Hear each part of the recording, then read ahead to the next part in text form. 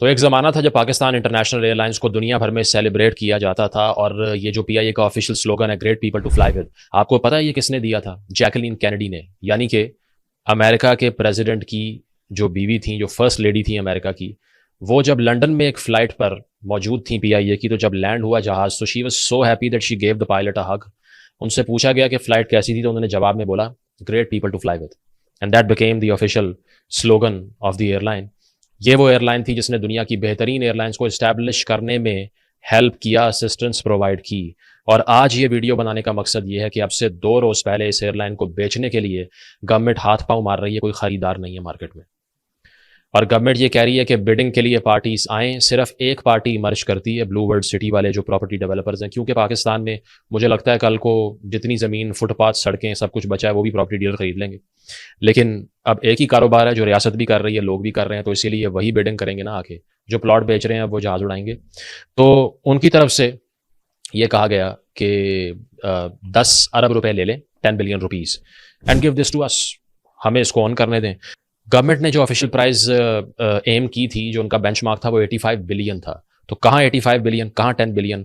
लेकिन ये जो प्रॉपर्टी डेवलपर्स हैं, इन्होंने कहा कि 10 बिलियन में देना है तो दें, नहीं तो जिसको मर्जी बेच दें, हमें कोई मसला नहीं है। तो क्या ऐसा हुआ इन चंद दहाइयों में, इन चंद डेकेड्स में, कि एक ऐसी एयरलाइन जो दुनिया में ट्रेंड सेटर थी, जो लीड कर रही थी एविएशन इंडस्ट्री को, जो इनोवेशन में सबसे आगे थी, टेक्नोलॉजी में सबसे आगे थी, उसका ये हशर हो चुका है कि एक्यूमुलेटेड डेट की मैं बात करूं, कर्जे की बात करूं, तो इस वक्त 830 बिलियन रुपीज़ का कर्जा है पीआईए के ऊपर।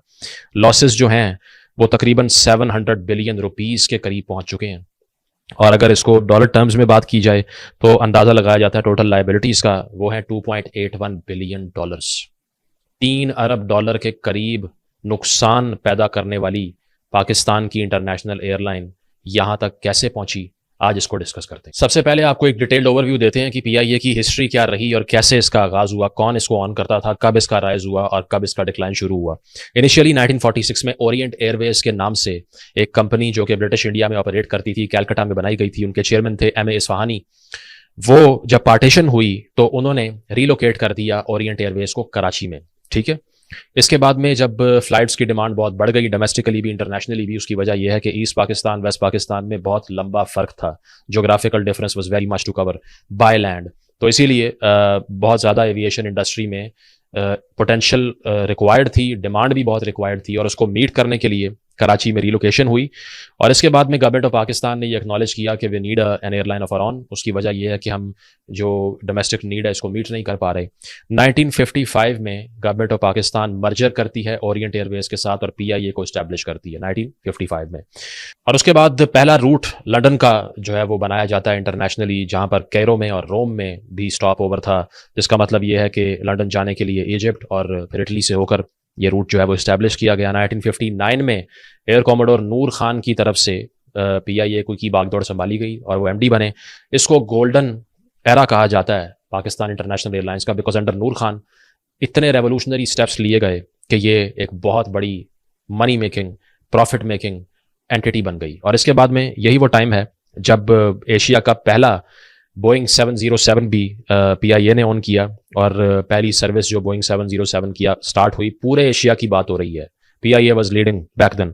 लंदन, कराची और ढाका की जो फ्लाइट थी सबसे पहले लॉन्च की, ठीक है, 1960 की बात हो रही है, जिससे रेपुटेशन में बहुत बड़ा इजाफा हुआ और पूरी दुनिया की नज़रें इस एविएशन इंडस्ट्री पर थी जो पाकिस्तान में थ्राइव कर रही थी। आगे जाकर डिफरेंट अचीवमेंट्स की बात करें तो कराची न्यूयॉर्क का रूट बहुत जल्दी स्टार्ट कर लिया पीआईए ने।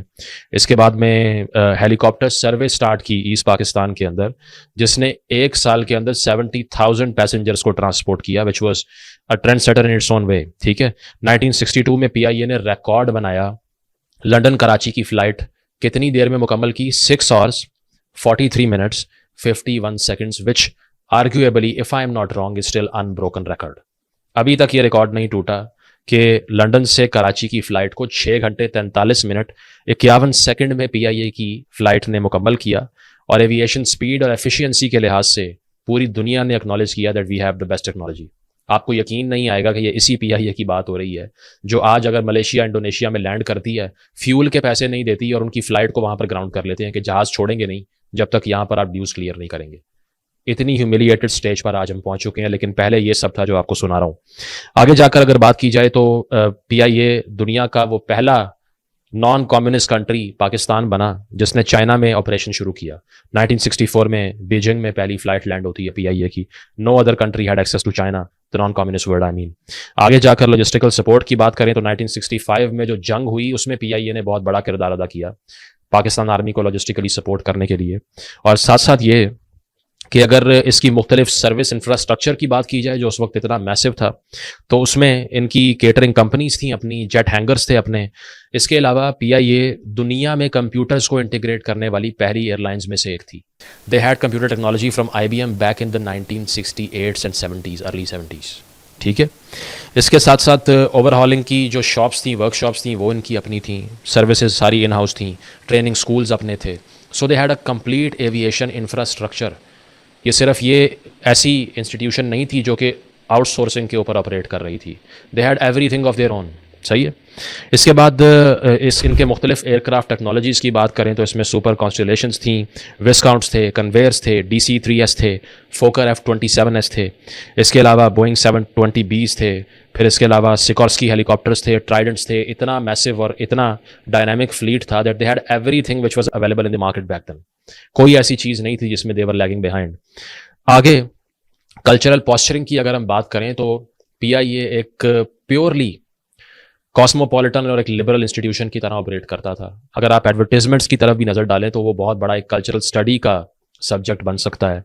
ये great people to fly with वाली एडवर्टीजमेंट जिसमें जैकलीन कैनेडी की एंडोर्समेंट थी, इसको पीआईए ने बड़ा पॉजिटिवली पोर्ट्रे किया। साथ साथ फ्रेंच डिज़ाइनर पियर कार्डिन की तरफ से, I don't know whether I am pronouncing it right और नॉट, उनकी तरफ से, यानी कि जो फ्रेंच डिज़ाइनर्स थे दुनिया में लीड कर रहे थे जो फैशन इंडस्ट्री में, वो पीआईए की जो क्रू मेंबर्स थी और क्रू मेंबर लड़के थे, ख़वातीन थी, उनके यूनिफॉर्म्स डिज़ाइन कर रहे थे। So PIA became a trend setter in aviation fashion, के एविएशन इंडस्ट्री के अंदर जो क्रू मेंबर्स के यूनिफॉर्म्स जो है वो हाई एंड दुनिया के लीडिंग फैशन ब्रांड्स बना रहे थे। सही है, आज का हाल आप देख सकते हैं क्या है। इसके बाद इन फ्लाइट सर्विसेज को लेकर भी एक लिबरल अप्रोच थी। उसमें कोई आइडियोलॉजिकल मिक्स दिखाई नहीं दे रहा था कि हमारे सर्टन बाइसेस हैं कुछ लोगों के लिए जो कि लाइफस्टाइल लिबरल्स भी हैं।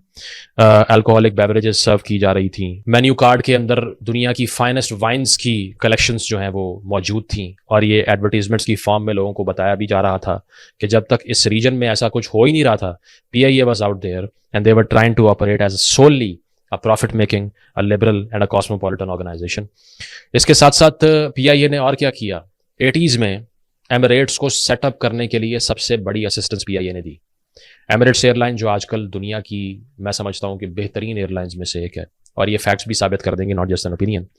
80s में जब गल्फ एयर ने ऑपरेशन कम किया मिडल ईस्ट में और यूएई के अंदर, तो उसके बाद में एमिरेट्स को इस्टेब्लिश करना पड़ा और उन्होंने सबसे पहले पीआईए से मदद मांगी।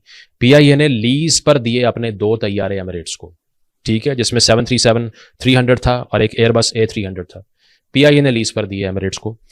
इसके अलावा सिर्फ तैयारे नहीं दिए, एयरक्राफ्ट्स नहीं दिए, पायलट्स को भी सप्लाई किया वहाँ पर, और साथ साथ कैबिन क्रू भी अपना भेजा सिखाने के लिए उनको, और उनके स्टाफ को कराची बुलाकर टेक्निकल ट्रेनिंग दी। शायद यकीन ना आपको आए कि आजकल एमिरेट्स ऐसी एयरलाइन है पीआईए जिसके करीब भी नहीं है, लेकिन उसको सेटअप करने के लिए पीआईए हेल्प कर रही थी। But stopping here, after this something happens, जिसके बाद पाकिस्तान इंटरनेशनल एयरलाइंस का रैपिड डिक्लाइन शुरू हुआ, और अब आकर उसको सस्टेन करना भी हुकूमत के लिए जहर बन चुका है, अजाब बन चुका है। तो अब बात करते हैं डिक्लाइनिंग फैक्टर्स। तो पाकिस्तान की सियासी तबाही पीआईए की भी तबाही को रेप्लिकेट करती है। 1990s से इस तबाही का आगाज़ हुआ, चूँकि 70s में जुल्फ़िकार अली भुट्टो साहब के अंडर नेशनलाइजेशन की पॉलिसी का आगाज़ हुआ था। कौमी धारे में लाने के लिए इदारों को नेशनलाइज कर दिया गया। तो जब ज़िया-उल-हक साहब की रजीम के बाद बेनज़ीर भुट्टो साहिबा आती हैं और फिर नवाज शरीफ साहब आते हैं, तो नवाज शरीफ साहब ये कहते हैं कि अब आकर जो कुछ पीपल्स पार्टी ने किया वो उसका अपोजिट करेंगे, हर चीज़ को प्राइवेटाइज करेंगे, इकॉनमी को ओपन करेंगे। और उसका रिजल्ट ये हुआ कि वो ओपन स्काइज पॉलिसी लेकर आ गए, जो कि डिजास्टर साबित हुई, क्योंकि उन्होंने अलाउ कर दिया फॉरेन एयरलाइंस को फ्रीली ऑपरेट करने के लिए पाकिस्तान में। अब इससे क्या हुआ, बहुत से कंट्रीज इसको अपोज करते हैं, हिंदुस्तान ने अपोज किया। उन्होंने ये कहा कि हमारे एयरपोर्ट्स के सराउंडिंग्स में आप स्पेसिफिक फ्लाइट्स नहीं ला सकते, और इसके अलावा ये कि फ्री ऑपरेशंस की परमिशन नहीं है। लेकिन यहाँ पाकिस्तान में कहा गया कि जिसने जो करना है वो करे, हमारी एयर स्पेस का भी इस्तेमाल करे, एयरपोर्ट्स का भी इस्तेमाल करे और फ्री कंपटीशन खोल दें उसको। ठीक है, हुआ उसमें क्या कि गल्फ के पास तो अरबों डॉलर मौजूद थे, क्योंकि वहां पर तेल निकल आया था, ऑयल मनी और पेट्रो डॉलर्स की भरमार थी। उन्होंने दुनिया के बेहतरीन जहाज खरीदे, बेहतरीन टेक्नोलॉजी खरीदी, और इसके अलावा फर्स्ट क्लास की जो टिकट प्राइस थी उसको बहुत बढ़ाया, इकोनॉमी क्लास की जो टिकट्स थी उनको पीआईए से मैच कर दिया। अब दुनिया की बेहतरीन फ्लीट और एक तरफ पीआईए, आप किसको चूज करेंगे if both are offering the same price? तो आहिस्ता आहिस्ता जो मार्केट शेयर था पीआईए का वो श्रिंक होना शुरू हो गया। प्राइवेटाइजेशन जब उस दौर में शुरू हो रही थी तो उसमें ओपन स्काइज पॉलिसी की वजह से सारा रेवेन्यू बाहर जाना शुरू हो गया। गल्फ की एयरलाइंस ने पाकिस्तान के पैसेंजर्स को आकर परसुएट करना शुरू कर दिया, और रिजल्ट ये हुआ कि अगले ही साल से पीआईए की लॉस मेकिंग का आगाज शुरू हो गया। मिड 1980s तक एक साल में 10 अरब रुपए से जायद मुनाफा कमाने वाली एयरलाइन लॉस मेकर बनना शुरू हो गई। तो शुक्रिया नवाज शरीफ साहब कि आपने अपने विजन से, ठीक है, जिस तरह से आपने स्टील मिल का हशर किया था ये भी आपने कर दिया। तो ये भी कौम को भी मुबारकबाद, जो कि अब ये आर्ग्यूमेंट करती है कि उनको सब आता है, सारा काम वो ठीक कर लेते हैं, बस उनके साथ ज्यादती हुई और निकाल दिया गया। उनको अगर आप कंपेयर करें बाकी पार्टीज से तो बेशक इंफ्रास्ट्रक्चर डेवलपमेंट में या और चीज़ों में उनका रिकॉर्ड बेहतर रहा हो, लेकिन इसका ये मतलब नहीं है कि इदारे तबाह करने में उनका हाथ नहीं है। जितना बाकियों का है उतना ही उनका भी है। ठीक है, just being fair with him. आगे चलकर दीगर फैक्टर्स की बात करें तो वो पॉलिटिकल इंटरफेरेंस था। चूंकि 70s में इसका आगाज हुआ, 90s में ये पीक पर चली गई। हर फैसला सियासी नौयत का होगा, मैनेजमेंट सियासी नौयत की होगी, पीआईए का सीईओ सियासी लगेगा, एमडी सियासी बुनियाद पे लगेगा। उससे क्या हुआ कि मेरिट तो कॉम्प्रोमाइज हो गया। उसकी वजह यह है कि अगर पॉलिटिकल भर्तियां होना शुरू हो जाएंगी तो फिर वो परफॉर्म करें या ना करें कोई छेड़ नहीं सकता उन लोगों को, और ऐसे लोग आकर बैठ जाएंगे जिनका कोई एक्सपीरियंस ही नहीं है एविएशन का। तो यहां पर भी यही हो रहा था। अगले एक और फैक्टर की बात करें जिससे पीआईए की बर्बादी का आगाज हुआ तो वो था एजिंग फ्लीट।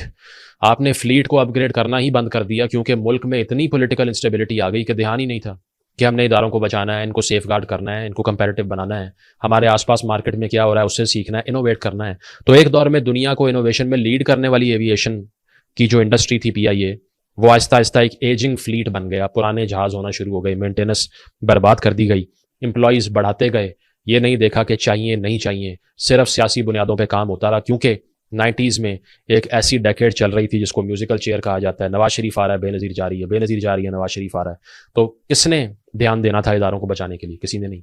इस्टेब्लिशमेंट की और सियासत की लड़ाई के अंदर पहला जो ब्लो बैक आया वो पीआईए की फॉर्म में आ गया। इसको किसी हद तक रिडीम करने की कोशिश की गई। 2002 से 5 के दरमियान में फ्लीट को अपग्रेड करने की कोशिश की गई, कुछ रेवेन्यूज़ में इजाफा हुआ, लेकिन दोबारा से 2006 में लॉस बहुत बढ़ना शुरू हो गया और अब 600 अरब के करीब, जिस तरह मैंने आपको बताया, वो पहुंच चुका है। एक और बड़ा फैक्टर लेबर यूनियंस का है। हमारे सोशलिस्ट दोस्त बहुत गुस्सा हो जाएंगे इस बात पे, लेकिन मैं ये नहीं कह रहा कि बर्बादी की बुनियादी वजह ही लेबर यूनियंस हैं। मैं ये कह रहा हूं कि जब सियासी भर्तियां होती हैं तो उसके बाद में किसी भी रिफॉर्म की तरफ जाते हुए पहली रेजिस्टेंस ही वहां से मिलती है। अगर किसी यूनियन का कोई मेंबर है और उसने कोई बुरी हरकत कर दी है या वो परफॉर्म नहीं कर रहा, उसको निकालेंगे तो यूनियन एहतजाज करना शुरू कर देगी। अगर किसी को डीमोट करेंगे एहतजाज करना शुरू कर देंगे। किसी को ले ऑफ नहीं कर सकते आप। तो मेरिट जब खत्म हो जाएगा और सिर्फ नौकरी पक्की रहनी चाहिए, ये फिलॉसफी आ जाएगी, तो उसके बाद कुछ नहीं बचेगा, because security can't drive a country. सही है। तो ये भी एक बुनियादी वजह रही जिसकी वजह से वर्कफोर्स रिडक्शन में काम नहीं हो सका, अकाउंटेबिलिटी जीरो हो गई, क्योंकि आप छेड़ ही नहीं सकते, स्ट्राइक हो जाएगी, बात ही नहीं कर सकते। तो ये भी एक बहुत बड़ा इशू है। फिर नून लीग एक बहुत बड़ा फैक्टर है। पीएमएलएन ने पहले दिन से ये सोचा हुआ था कि हमने पीआईए को बेचना है। उनकी ये नीयत ही नहीं थी कि हमने इसको रिफॉर्म करना है, इसको ठीक करना है, हम फ्लीट को अपग्रेड करें, ओपन स्काइज पॉलिसीज को हम दोबारा से रीनिगोशिएट करें, उस पर डिबेट करें। नहीं, उनका सिर्फ ये था कि यार इदारे हमारे पास होने नहीं चाहिए, स्ट्रिक्टली लेजे फेयर इकोनॉमिक्स। तो अगर वो काम करना भी है तो फिर आपकी इंडिजिनस इंडस्ट्री कितनी है इस मुल्क के अंदर, ये नहीं पता आपको। तो वो मार्केट कंपटीशन में जब आप पूरा ही नहीं उतरते और आप मार्केट को खोल के बैठ जाएंगे तो उसके बाद में क्या होगा? तो वो भी डॉगमेटिक थिंकर थे। दूसरी तरफ पीपल्स पार्टी की अगर बात की जाए तो उनका भी बहुत भला हो कि उन्होंने सियासी भर्तियों के अंबार लगा दिए पीआईए के अंदर। सही है, अपने आदमी लगा के की पोजीशंस पर बर्बादी फेरना शुरू कर दी जिनका कोई एक्सपीरियंस नहीं था। और भी पार्टीज ने लगाए, लेकिन पीपल्स पार्टी ने तो इस नौयत में कमाल कर दिया, स्पेसिफिकली जरदारी साहब के अंडर। बहुत सी शख्सियात थी इन्होंने नुकसान पहुंचाया। अहमद मुख्तार साहब डिफेंस मिनिस्टर थे, पॉलिटिकल हायरिंग्स की उन्होंने। शुजात अजीम साहब ने क्या किया आप जान सकते हैं। एक जर्मन नेशनल बर्न हिल्डर ब्रांड नामी एक आदमी को सीईओ लगा दिया। उसके दौर में क्या कुछ हुआ आप जान सकते हैं। इरफान इलाही साहब ने क्या कुछ किया आप पढ़ सकते हैं इस बारे में। तो ये चंद किरदार थे, और भी लोग थे जिन्होंने बेरहमाना तरीके से सियासी भर्तियां करवाई, पॉलिटिकल इंटेलिजेंस की वजह से इस इदारे को बर्बाद किया, और आज ये धड़ाम से ज़मीन पर गिर चुका है। और एक इदारा जिसकी दुनिया भर में मिसाल दी जाती थी, which was a matter of pride for the country, is now a subject for humour and mockery. अगर पर एयरक्राफ्ट नंबर ऑफ एम्प्लॉयज़ की बात की जाए तो आज इन सियासी भर्तियों की वजह से सूरत हाल ये है कि एक एयरक्राफ्ट पर जहां एमिरेट्स के पास, जो कि दुनिया की बेहतरीन एयरलाइन है, और मैं एमिरेट्स से कंपैरिजन इसीलिए करूंगा आगे जाकर भी और यहाँ भी, क्योंकि हमने उसको सेटअप करने में हेल्प किया था, वो पहले से दुनिया की नंबर 1 नहीं थी। सही है। तो एमिरेट्स के पास एक जहाज़ के ऊपर 200 एम्प्लॉयज़ हैं, पीआईए के पास एक जहाज़ के ऊपर 360 एम्प्लॉयज़ हैं, ऑलमोस्ट डबल देन दैट। अब इसमें ये एक आर्ग्यूमेंट होता है कि वो आउटसोर्स करते हैं, हम नहीं करते, इसीलिए हमारे ज़्यादा हैं, उनके नहीं हैं। तो भाई आप भी फिर वही कर लें। किसने रोका है आपको वो काम करने से? अगर आपको लगता है कि आउटसोर्सिंग से और क्वालिटी डिक्लाइन कर जाएगी, तो फिर उनकी क्यों नहीं कर रही और लोगों की क्यों नहीं कर रही? इसका कोई जवाब नहीं है। तो ये सिर्फ कवर अप्स हैं। बात यह है कि पॉलिटिकल बेसिस पे कंसिस्टेंट ओवर हायरिंग हुई है। कहीं पर किसी की ज़रूरत नहीं भी है तो वोट पक्का करने के लिए उसको भर्ती करवा दो, और फिर उसकी नस्लें वहाँ पर बैठ के खाएंगी, उसको निकाल नहीं सकते। सही है। रूलिंग पार्टी अगर ऊपर है और उसने बंदा लगवाया, किसी की मजाला छेड़ सकता है? उसको नहीं छेड़ सकता। इंडिपेंडेंट जब सीईओज ही नहीं होंगे तो फिर डिसीजन मेकिंग कैसे इंडिपेंडेंट हो सकती है? इसके अलावा रेवेन्यू के कंपैरिजन्स तो मैंने आपको बताया कि एनुअल लॉसेस जो है ना, अब आजकल जो करंट सीईओ हैं पीआईए के, वो क्या कहते हैं, 260 अरब रुपए का हर साल नुकसान हुआ करेगा 2030 तक अगर इसको बेचेंगे नहीं तो। 260 बिलियन इन 1 ईयर। ठीक है, ये सब हो सकता है। इसके साथ साथ करंट फ्लीट की बात करें, अभी तो सिर्फ 32 जहाज बचे हैं, ओनली 32 एयरक्राफ्ट्स, और कहा जाता है कि उसमें से भी 16 ग्राउंडेड हैं। तो 24 करोड़ लोगों के एक एटमी ताकत वाले मुल्क के पास टोटल जो इस वक्त ऑपरेशनल जहाज हैं ऑफिशियल नेशनल एयरलाइन के पास, वो 16 हैं। इतने मेरा ख्याल है जेम्स बॉन्ड की मूवी में यूज हो जाते हैं जितने यहाँ पूरे मुल्क को दिए हुए हैं। तो करंट फ्लीट हमारा ये है। एमिरेट्स का करंट फ्लीट क्या है? 250 एयरक्राफ्ट्स। उनके पास 250 हैं, हमारे पास 16 ऑपरेट कर रहे हैं, बाकी ग्राउंडेड हैं। एवरेज फ्लीट एज को कंपेयर करें अगर, कि फ्लीट कितना पुराना है, एवरेज एज जहाज़ों की क्या है, तो पीआईए के जहाज़ों की एवरेज उम्र तकरीबन 17 साल है, एमिरेट्स की 10 साल है, यानी कि डबल पुराने हैं दुनिया की टॉप एयरलाइन से। टेक्नोलॉजी इतनी पुरानी हो चुकी है।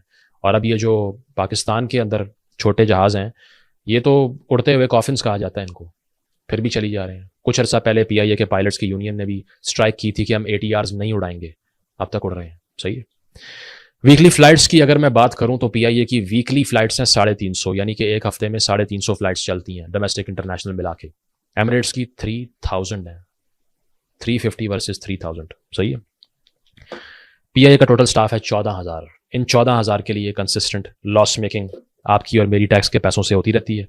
इसके अलावा एसेट्स की बात की जाए तो रूजवेल्ट होटल जो कि मौजूद है अमेरिका में, वो पीआईए का बड़ा वैल्यूड एसेट है। नूर खान साहब के अंडर एक्वायर किया गया था, $300 मिलियन की उसकी वर्थ थी। 2020 में बंद हो गया क्योंकि यहाँ से कोई रेवेन्यू इंजेक्ट ही नहीं कर रहे थे। 80 साल बल्कि 100 साल तकरीबन पुराना हो चुका था, बंद कर दिया। अब कहा जा रहा है कि उसको रीबिल्ड किया जाएगा जॉइंट वेंचर के साथ। इसके साथ साथ और बहुत से मसले थे कि आपने अगर किसी से कुछ फ्यूल परचेज़ किया और चीज़ें परचेज़ की, पैसे नहीं दिए। क्रू के हालात ये हैं कि कैबिन क्रू बाहर के मुल्कों में फ़्लाइट से उतर के गायब हो जाता है, because they don't want to return in this country. यहाँ के जो हालात हैं, 14 क्रू मेंबर्स जनवरी 2023 से लेके अब तक एज वी स्पीक गायब हो चुके हैं, यूरोप की फ़्लाइट्स पे, टोरंटो, कनाडा, ये बाकी जगहों पे। इनफैक्ट 2022 के अंदर 5 क्रू मेंबर्स एक ही साल में गायब हो गए। ठीक है, उसमें एक एयर होस्टेस भी थी, फ़ायज़ा मुख्तार, जो कि कनाडा में गायब हुई और अपने 4 साल का बच्चा भी पीछे छोड़ के चली गई। सही है।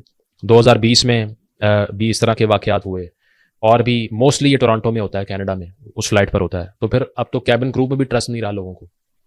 एक और करतूत पीटीआई के एविएशन मिनिस्टर ने की, साफ चली शफाफ चली वालों ने। गुलाम सरवर खान साहब ने 2020 में पार्लियामेंट में एक एयर क्रैश के बाद खिताब करते हुए कहा कि 30% पायलट्स के लाइसेंस ही जाली हैं, फेक हैं। तो भाई इंटरनल इंक्वायरी करा के उनको स्पॉट करते और उसके बाद में एक्शन लेते। टीवी पे आके बयान दे दिया, पूरी दुनिया ने रिकंसिडर करना शुरू कर दिया कि ये कौन से पायलट यहाँ पे जहाज उड़ा के आ रहे हैं, जाली डिग्रियों वाले और जाली लाइसेंस वाले। तो उसके बाद में 260 पायलट्स थे टोटल जिनके फेक लाइसेंस उन्होंने कहा हैं जी, और 150 को ग्राउंड कर दिया उसमें से। तो उससे भी बहुत अच्छी हमारी इमेज बिल्डिंग हुई। पता नहीं वो कितना सच था या झूठ था, आज तक पता नहीं चला। सही है। अब आर्ग्यूमेंट होता है जी कि करना क्या है। अब करना ये है कि अब आकर अगर कोई ये कहे कि ये इदारा हुकूमत के पास है इसीलिए ये ठीक नहीं हो सकता, तो ना मुझे लगता है वो सोल्यूशन है, ना प्राइवेटाइजेशन सोल्यूशन है। उसकी वजह है कि ओवरऑल ही एक डिक्लाइनिंग इकोनॉमी के अंदर आके कोई इन्वेस्ट करना चाहता नहीं है। अगर होता तो लंबी कतार होती बिडर्स की, क्यों नहीं है, इसीलिए नहीं है। दूसरी चीज़ ये है कि प्राइवेटाइजेशन के हवाले से जो लोग आर्ग्यूमेंट करते हैं कि प्राइवेटाइजेशन होनी चाहिए, वो कहते हैं कि एनवायरनमेंट कंपेटिटिव हो जाएगा, मेरिट अपहोल्ड होगा। साथ साथ वो ये कहते हैं कि पॉलिटिकल मेडलिंग बंद हो जाएगी, क्योंकि जब सियासी भर्तियां होती हैं वो हुकूमत के अंडर ही होती हैं। किसी प्राइवेट इदारे में सियासी मुदाखलत तो कर नहीं सकते, अदरवाइज वो बंद कर देते हैं उसको। जो एयर इंडिया की मिसाल दी जाती है वो भी आप देख लीजिए कि प्राइवेटाइज हुई और अब आर्ग्यूमेंट किया जाता है कि वो थोड़ी कंपेटिटिव हो रही है, बेहतर हो रही है पहले से, because it failed priorly under the government. तो मुझे लगता है कि इसमें कोई बड़ा नुकसान नहीं है अगर इसको प्राइवेटाइज कर देंगे। हाँ, अगर आप ये एक्सपेक्ट करेंगे कि अगर प्राइवेटाइज कर दिया तो बिल्कुल ठीक हो जाएगी, वो भी गलत है। उसकी वजह यह है कि ओवरऑल पॉलिटिकल पोटेंशियल नहीं है मुल्क के अंदर।